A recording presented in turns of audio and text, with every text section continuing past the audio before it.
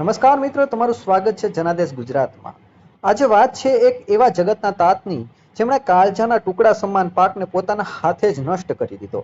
સરકારના સહાયની વચ્ચે આજે પણ ખેડૂતોની સ્થિતિ કેવી છે તેનો જીવતો અને જાગતો પુરાવો આ અહેવાલમાં તમે જ જોઈ લો। અહીંના એક પ્રગતિશીલ ખેડૂત જેમણે 8 વીઘાના જમીનમાં ડુંગળીનો પાક કર્યો હતો, લાખો રૂપિયાના ખર્ચે રાતન દિવસ મહેનત કરી હતી, પોતાનું લોહી પાણી એક કરી આ પાકને ઉછેર્યો હતો, પરંતુ કુદરતને કંઈક બીજું જ મંજૂર હતું। તાજેતરમાં પડેલા કમોસમી વરસાદ અને વાતાવરણના પલટાને કારણે આખો પાક નિષ્ફળ ગયો છે। ડુંગળીના રોગમાં રોગ લાગી ગયો છે અને બજારમાં વેચી શકાય તેવી સ્થિતિ ન રહી। પોતાની લાખો રૂપિયાની ખર્ચે માથે પડતા અને પાકને બચાવવાનો કોઈ રસ્તો ન દેખાતા હૈયે પથ્થર મૂકીને ખેડૂતે જાતે જ પોતાની 8 વીઘાના પાક પર રોટાવેટર ફેરવી દીધું અને આખા પાકને જમીન દોષ કરી નાખ્યો છે। ખેડૂતોનું કહેવું છે કે પાક તૈયાર થાય એ પહેલા જ વરસાદે બગાડી નાખ્યો। જે થોડો ઘણો પાક બચ્યો છે તેને બજાર સુધી પહોંચાડવા માટે વધુ ખર્ચ કરવો પડે તેમ છે અને સામે વળતર મળવાની કોઈ શક્યતા નથી।